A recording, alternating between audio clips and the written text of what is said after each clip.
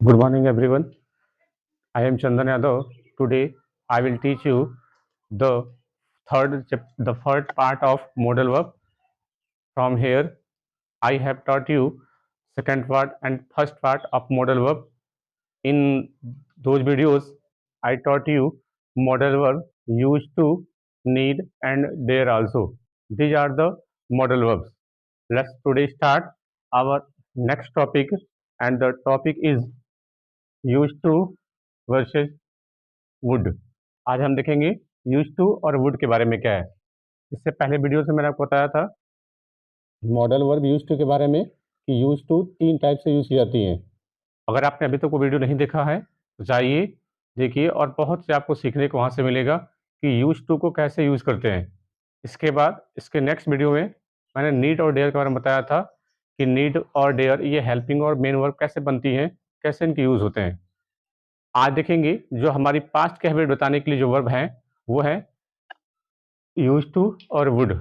ये पास्ट की हैबिट बताने के लिए आती है।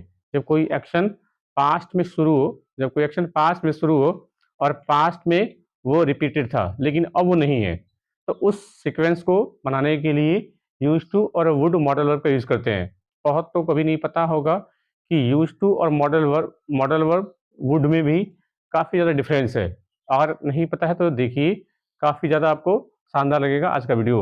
हाँ, यदि अच्छा लगे तो अगर आप वीडियो देख रहे हैं, अगर ऐसा लगे कि हाँ मैंने मेहनत किया है, तो कम से कम अपना एक कमेंट ज़रूर करिए कि आपको सेशन कैसा लगा और क्या आपको सीखने को मिला। चलिए शुरू करते हैं आज का अपना topic, use to versus modal verb would. Let's see the first sentence. When I was a child I would love to watch south movies. क्या लिखा हुआ है कि जब मैं चाइल्ड था, जब मैं बच्चा था, तो मैं क्या देखा करता था, मैं साउथ मूवी देखना मुझे पसंद था। यानी यहाँ पे अपनी पास्ट की हैबिट बता रहे हैं कि पास्ट में एक ऐसा एक्शन था जो उस समय होता था लेकिन अब नहीं है। यानी एक ऐसा एक्शन जो पास्ट में शुरू था लेकिन अभी वो रिपीट नहीं है। तो ऐसे एक्शन को व्यक्त करने के लिए हम मॉडल और यूज टू और वुड का यूज करते हैं। अब इनके बीच में क्या डिफरेंस है, अभी तक शायद आपने देखा नहीं है, आज उसको भी देख लीजिए। उसको देखने से पहले ये नीचे दो sentence, M S Dhoni use to slash would have long hair. देखिए सेम सेंटेंस नीचे वाला भी वही है, बस यहाँ पे बैट लिखा है एट नंबर 7। तो अब इनके बीच में क्या डिफरेंस है, अगर ये करना है तो आपको ये जानना बड़ा जरूरी है। क्या लिखा हुआ कि एम एस धोनी थे तो उनके लंबे बाल हुआ करते थे। अब उनके एम एस धोनी जब वो क्रिकेट खेलने आए थे 2007 में, तो उनके जो बाल लंबे हुआ करते थे, लेकिन अब वो खेलते नहीं है, संन्यास उन्होंने ले लिया हुआ है, तो उनके बाल अब लंबे हैं भी नहीं। यानी एक ऐसा एक्शन जो पास में था लेकिन अब रिपीट नहीं है। तो यहाँ पे देखिए हमने पढ़ा था कि यूज टू और वुड। यूज टू हालांकि मैंने बताया था कि ये मॉडल वर्ब है और वुड ये भी मॉडल वर्ब है। और मॉडल वर्ब क्या काम करती है, हेल्पिंग वर्ब का काम करती है। यानी यहाँ पे अगर ब्रेक करेंगे तो ये दोनों हेल्पिंग वर्ब हो जाएंगी और हैव क्या हो जाएगी, ये हमारी मेन वर्ब हो जाएगी। तो अब बताइए ये जो हैव लिखा हुआ है क्या ये एक्शन वर्ड है, क्या इसमें कोई काम हो रहा है या स्टेटिव वर्ब है। स्टेटिव वर्ब आपको अगर आपने पढ़ा होगा पिछली वीडियोस, तो मैंने आपको स्टेटिव वर्ब भी पढ़ाया हुआ है कि ऐसी वर्ब जो स्टेट बताने काम है, डूअर का दशा बताने का काम है कि यहाँ पे वो किस अवस्था में है। लेकिन यहाँ पे ऐसा कोई काम हो नहीं रहा है, तो अगर कोई काम नहीं हो रहा है तो ये वाली जो हैव लिखा हुआ है ये स्टेटिव वर्ब हो जाएंगी। तो ध्यान रखिए, अगर सेंटेंस में अगर मेन वर्ब जो स्टेटिव वर्ब आ जाए, मेन वर्ब में स्टेटिव वर्ब आ जाए, तो वहां पे अगर पास्ट की हैबिट बताना हो तो हम वुड को प्रेफर नहीं करेंगे, ओनली यूज टू का हम यूज करेंगे। फिर से सुनिए मैंने क्या बोला कि अगर मॉडल वर्ब के बाद अगर ऐसे कोई एक्शन लिखा जाए जो स्टेटिव वर्ब हो, जिसमें कोई काम ना हो, तो वहां पे पास्ट की हैबिट बताने के लिए वुड और यूज टू में प्रेफर करेंगे मॉडल वर्ब यूज टू को। यहाँ पे वुड नहीं आ पाएगा। अब let's see the second sentence. M S Dhoni use to slash would bat at number 7। M S Dhoni क्या करते थे, वो नंबर 7 पे बैटिंग किया करते थे। बैटिंग करना, बॉलिंग करना, ये एक एक्शन वर्ड है। तो ध्यान रखिए यहाँ पे भी दोनों वर्ब वही है, लेकिन आगे जो मेन वर्ब लिखा हुआ है ये क्या लिखा हुआ है, ये एक एक्शन वर्ड है। और जब भी मॉडल वर्ब के बाद अगर एक्शन वर्ड लिखा जाए और पास्ट की हैबिट बतानी हो, तो वहां पे यूज टू और मॉडल वर्ब वुड हम दोनों का यूज कर लेंगे। इस केस में दोनों आंसर सही हो जाएंगे। लेकिन अगर वहां पे कोई स्टेटिव वर्ब हो तो केवल यूज टू को ही प्रेफर करेंगे। और अगर आपने इतना देख लिया है तो अब पहला वाला क्वेश्चन भी आप कर पाओगे। When I was a child, जब मैं बच्चा था, मैं क्या देखा करता था, मैं साउथ की मूवी जो है देखना पसंद था। यानी इसको ब्रेक करेंगे तो वुड हो जाएगी हेल्पिंग वर्ब और लव हो जाएगा मेन वर्ब। अब बताइए ये जो मेन वर्ब लिखा हुआ है, क्या ये एक्शन वर्ड है या स्टेटिव वर्ब है? देखिए लव करना ये इसमें कोई काम नहीं है, तो ये एक स्टेटिव वर्ब है। और अगर ये स्टेटिव वर्ब है तो यहाँ पे कौन सी मॉडल वर्ब का यूज करेंगे? यूज टू मॉडल वर्ब का यूज कर लेंगे। लेकिन अगर अब मान लीजिए कि यहाँ पे अगर मैं यहाँ से इस लव को हटा देता हूँ, यहाँ से लव को हटा देता हूँ और टू भी हट जाता है, यहाँ पे अगर वॉच मेन वर्ब हो जाएगी, वॉच अगर मेन वर्ब हो जाएगी तो फिर क्या सीक्वेंस होगा? When I was a child I used to watch south movie. अब यहाँ पे काम हो जाएगा देखने का, और देखना एक्शन कैसा है? एक एक्शन वर्ड है, इसमें काम होता है देखना, इसमें टाइम कंज्यूम होता है, तो ये एक एक्शन वर्ड है। और अगर एक्शन वर्ड हो जाएगी तो उस केस में यहाँ पे वुड जो है बिल्कुल सही था। हालांकि यूज टू कर लीजिए चाहे वुड कर लीजिए, दोनों सही हो जाएंगे। तो ध्यान रखेंगे मॉडल वर्ब के बाद अगर एक्शन वर्ड आए तो दोनों सही हो जाएंगे, वुड टू और यूज टू, ये दोनों बोथ आर करेक्ट है। लेकिन अगर इनके बाद कोई स्टेटिव वर्ब आ जाए तो केवल और केवल वुड मॉडल वर्ब को ही प्रेफर करेंगे। ये इनके बीच का बेसिक डिफरेंस था। आई होप आपको ये क्लियर हो गया होगा कि कब यूज टू और कब मॉडल वर्ब वुड का यूज करते हैं। Let's see the another sentence. Only an over confident person dash accept this dangerous challenge. यहाँ पे आपको फील करना है ये मॉडल वर्ब। हालांकि मॉडल वर्ब मैंने अभी शुरू नहीं किया, ये बस आपका टेस्ट लेने के लिए कि आपने अभी तक कितना जानते हैं इनके बारे में। इसके बाद आप लोग जो अपना मॉडल वर्ब है उनके बारे में एक एक का जिक्र करना देखेंगे। क्या लिखा हुआ है कि ओनली ओवर कॉन्फिडेंट पर्सन, जो ओवर कॉन्फिडेंट पर्सन है वही केवल इस डेंजरस चैलेंज को, इस खतरनाक चैलेंज को स्वीकार कर सकता है। अब हमें ऑप्शन क्या है? मे नॉट, कैन नॉट और मे। अब हमें ये चार ऑप्शन फिल करने हैं। देखिए कैसे। अगर मैं बोलूं तो यहाँ पे मे नॉट वाला आंसर कभी नहीं आ पाएगा, ये नहीं आएगा, और मे वाला ऑप्शन ये वाला भी दोनों कट जाएंगे, ये वाला दोनों आंसर कट जाएंगे। इसके बाद और ये जो कैन नॉट है ये वाला भी ऑप्शन इनकरेक्ट हो जाएगा, करेक्ट आंसर हो जाएगा कैन। अब मैंने आपको बता तो दिया कि इसमें कैन आंसर करेक्ट है, लेकिन शायद आपको भी पता चला नहीं होगा कि बाकी ये तीनों गलत कैसे हैं।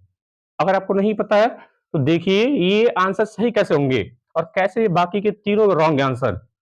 तो जो पहला लिखा हुआ है मे नॉट, उसको ध्यान रखिए। ये मे नॉट क्या होता है? अगर मैंने सेंटेंस लिखा है यहाँ पे, sorry, he dash help you, क्या लिखा हुआ है कि ही डैश हेल्प यू। अब मुझे यहाँ पे मान लीजिए कि मे और कैन भरना है, कैन और मे में से भरना है।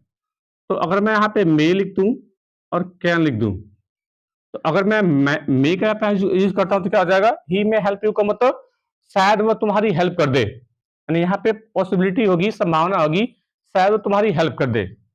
और अगर मैं कैन लिखूंगा तो इसका मतलब क्या आ जाएगा? ही कैन हेल्प यू, वो तुम्हारी मदद कर सकता है, ये उसकी एबिलिटी है। तो इस कंडेंस में, इस कॉन्टेक्स्ट में दोनों आंसर सही हो जाएंगे, क्योंकि यहाँ पे ऐसा कोई मीनिंग दिख नहीं रहा है। तब जो भी मॉडल वर्ब का यूज करोगे वो सही हो जाएंगे। लेकिन इस सेंटेंस में देखिए क्या लिखा हुआ है, only he dash help you. अब यह जो ओनली लिखा हुआ है क्या वर्ड लिखा हुआ है? ये ओनली, ये ही के ऊपर इंफेसाइज करने वाला वर्ड लिखा गया है, कि लिखा हुआ है कि केवल वही आदमी तुम्हारी हेल्प कर सकता है। यानी जब भी डूअर के ऊपर कोई इंफेसाइज वर्ड हो जाए, कोई इंफेसाइज हो जाए, तो उस केस में मे वर्ड का हम कभी यूज नहीं करेंगे, केवल और केवल कैन मॉडल वर्ब का यूज कर पाएंगे। ध्यान रखिएगा मे और जो कैन वर्ब है, मे क्या करती है? ये जो मे वर्ड है ये ये एक्शन को रिप्रेजेंट करती है, ये एक्शन के लिए हम लगाते हैं। जो मे मॉडल वर्ब है ये केवल एक्शन को रिप्रेजेंट करती है। लेकिन अगर कैन जो मॉडल वर्ब है ये क्या करती है? ये पर्सन को रिप्रेजेंट करती है। ये काफी बड़ा इनके अंदर डिफरेंस है, ध्यान रखेंगे। मे मॉडल वर्ब एक्शन को रिप्रेजेंट करने वाली मॉडल वर्ब है और कैन किसी पर्सन को रिप्रेजेंट करने वाली वर्ब है। अब यहाँ पे देखिए अगर हम कैन लगाते हैं इसका मतलब क्या हो जाएगा? ये हम इस आदमी को, पर्सन को रेफर करते हैं कि केवल यही आदमी तुम्हारी हेल्प कर सकता है। ओनली लगाने से क्लियर हो गया है कि हम किसको रिप्रेजेंट करना चाहते हैं, हम पर्सन को रिप्रेजेंट कर रहे हैं। और जब पर्सन को रिप्रेजेंट करेंगे तो कौन सी मॉडल वर्ब आएगी? केवल और केवल कैन मॉडल वर्ब आएगी। इसमें हम मे कभी यूज नहीं कर सकते, तो उस केस में हमारा कैन सही हो जाएगा। अब देखिए क्वेश्चन क्या लिखा हुआ है, only an over confidence person, केवल ओवर कॉन्फिडेंस पर्सन ही इस खतरनाक चैलेंज को स्वीकार कर सकता है। हमें नाउन के ऊपर कॉन्फिडेंस भी दिखाना है, नाउन के ऊपर एम्फेसाइज भी करना है, और देखिए कैन किसको रिप्रेजेंट करता है? पर्सन को। कैन किसको रिप्रेजेंट करता है? पर्सन को। तो क्या इस केस में मे आ पाएगा? नहीं आ पाएगा। तो इस हिसाब से कैन सही हो जाएगा। और ध्यान दीजिए ये वाला जो मे नॉट लिखा हुआ है, ये मे का मतलब ही मे नॉट होता है। अगर मैं बोलूं इसे यहाँ पे लिखा हुआ है कि ही में हेल्प यू, वो शायद तुम्हारी हेल्प कर सकता है। तो अब मैंने संभावना व्यक्त किया कि वो तुम्हारी हेल्प कर सकता है। संभावना 50-50% इसमें जो यूज करते हैं हम, वो 50-50 के कॉन्टेक्स्ट में करते हैं। वो शायद तुम्हारी हेल्प कर भी सकता है और नहीं भी कर सकता है कि नहीं? अगर हम संभावना व्यक्त करते हैं तो ये काम हो भी सकता है और नहीं भी हो सकता है। लेकिन जब श्योरिटी हो ही जाएगी तो इसमें पॉसिबिलिटी कहां से बचेगी? इसीलिए जो मे वर्ड है ये अपने आप में मे नॉट का सेंस देता है। ध्यान रखिएगा, मे का मतलब मे नॉट ही होता है। मे इक्वल टू मे नॉट, ये अपने आप में लिखा था। हालांकि जो ये मे नॉट है आपने कभी देखा भी नहीं होगा कि मे नॉट का यूज कहां करते हैं। हालांकि ये निषेध नहीं है, हालांकि प्रोहाइबिटेड नहीं है, लेकिन मे वर्ड में ही मे नॉट छिपा रहता है। इसको कभी मे नॉट लिखा नहीं जाता है। अगर संभावना हो भी सकती है, नहीं भी हो सकती है। ध्यान रखिएगा, मे के बाद मे की जगह पे आप मे नॉट को भी देख नहीं पाओगे। मे का मतलब ही होता है मे नॉट, यानी इसमें संभावना हो भी सकती है, नहीं भी हो सकती है। तो ये इनके बीच में डिफरेंस था ये वाला भी, तो इसको याद रखेंगे। मे नॉट जैसा कहीं वर्ड नहीं है। तो बताइए यहाँ पे मे नॉट लिखा हुआ है, क्या पाएगा? मे नॉट का कहीं आप यूज देख ही नहीं पाओगे, तो ये वैसे ही रॉन्ग है। अब देखिए ये कैन नॉट लिखा हुआ है। अब जो कैन नॉट लिखा हुआ है, तो कैन नॉट, ध्यान दीजिए इसके बीच में एक और डिफरेंस है। एक है कैन नॉट, ये वाला कैन नॉट। बहुत लड़के इस वर्ड को लिखते हैं कैन, और उसके बीच में थोड़ा सा गैप दे करके नॉट इधर लिखते हैं अलग अलग। ये गलत है। कैन नॉट जैसा कोई वर्ड है नहीं। ध्यान रखिएगा, इसको अगर एक तो ऐसे फॉर्म में लिखते हैं कांट, ये कैन की कॉन्ट्रैक्टेड फॉर्म है। ये कैन की कॉन्ट्रैक्टेड फॉर्म है कांट। और अगर हम इसको फुल फॉर्म में लिखना चाहें तो कैन नॉट, एक ही में इसको हम यूज करते हैं। ध्यान रखिएगा, कैन नॉट लिखने का तो सही तरीका है ये वाला है कैन नॉट, ये एक ही में लिखा जाता है, गैप नहीं छोड़ते बीच में। अगर ऐसा आपने कहीं देखा होगा या लिखा होगा तो ये बिल्कुल गलत है, इसको हम यूज भी नहीं करते हैं। हालांकि बहुत लोग इसका यूज करते हैं, तो इससे आप बचिएगा, अवॉइड करिएगा। या तो कॉन्ट्रैक्टेड फॉर्म में लिखिए कांट, या इसको फुल फॉर्म में लिखना है तो कैन नॉट के बीच में स्पेस नहीं देना है। ये इनके बीच का अंतर था। यहाँ पे देखिए कैन नॉट लिखा हुआ है, तो लिखा हुआ है कि केवल एकमात्र कॉन्फिडेंट पर्सन ही सॉल्व कर सकता है, यानी यहाँ पे नेगेटिव मीनिंग आ नहीं पाएगी, इसलिए नॉट यहां से रॉन्ग है। तो इस प्रकार से हमारा ये आंसर करेक्ट हो जाएगा। आई होप इसमें भी आपको काफी ज्यादा कुछ सीखने को मिला होगा। एक एक चीजें आपके लिए काफी कॉन्सेप्ट क्लियर कर रही है, तो ध्यान से देखते जाइए। अब हमारा जो अगला सेंटेंस है, जो आखिरी सेंटेंस है आज का, ये भी काफी बढ़िया है और ये भी ऑप्शन बेस्ड क्वेश्चन है। क्वेश्चन क्या लिखा हुआ है? Though it appears to be an easy question. हालांकि ये क्वेश्चन काफी इजी दिखता है। Most students dash solve in the first attempt. बहुत सारे स्टूडेंट इसको पहले अटेम्प्ट में ही सॉल्व कर सकते हैं। अब ये ऑप्शन बेस्ड क्वेश्चन है। देखिए पहले मे नोट लिखा हुआ है, तो ये मे नोट तो गया, क्योंकि मैंने अभी बताया कि मे नोट जैसा कोई वर्ड होता नहीं है, तो ये पहले ही रेस से बाहर। दूसरा मे, अब देखिए मे लिखा हुआ है, मे का मतलब मे नॉट ही होता है। हाँ, हो भी सकता है, नहीं भी हो सकता है, तो ये वाला भी आंसर गया। हमें यहाँ पे पॉसिबिलिटी नहीं दिखानी है। क्या लिखा हुआ है कि केवल जो है ये क्वेश्चन काफी इजी दिखता है और बहुत सारे स्टूडेंट इसे क्या कर सकते हैं? सॉल्व कर सकते हैं। अगर इजी क्वेश्चन है तो संभावना कहां से आएगी? तो यहाँ पे मे वर्ड का हम यूज नहीं कर पाएंगे, तो ये दोनों रेस से बाहर हो गए। अब बचा कैन और कैन नॉट, इन्हीं में से दोनों में कोई आंसर सही होगा। अब कैसे सही होगा वो भी देख लीजिए। थॉग लिखा हुआ है, थॉग मतलब हालांकि। ध्यान रखिएगा, ये एक कंजंक्शन होता है, ये एक कंजंक्शन होता है और ये एक ऐसा कंजंक्शन होता है जो कॉन्ट्रैक्टेड फॉर्म में लिखा जाता है। मतलब ये ठीक उल्टा मीनिंग देने वाला वर्ड है। क्या लिखा हुआ है कि ये क्वेश्चन कैसा दिखता है? इजी दिखता है ना? क्वेश्चन इजी है, तो हमने थॉग लगा दिया है। इसका मतलब ये इसका उल्टा मीनिंग देने के लिए लगाया जाता है। अगर इजी क्वेश्चन है तो वो सॉल्व नहीं होगा। अगर यहाँ पे अगर मैं थॉग को हटा दूं तो इजी क्वेश्चन है वो तो सॉल्व हो जाएगा, फिर इजी क्वेश्चन है तो वहां पे वो सॉल्व हो जाएगा, तो आंसर कैन सही हो जाएगा। लेकिन मैंने थॉग लगाया हुआ है, ये कॉन्ट्रैक्टेड कंजंक्शन है। ये क्या करती है? ये अपोजिट मीनिंग देने के लिए यूज की जाती है।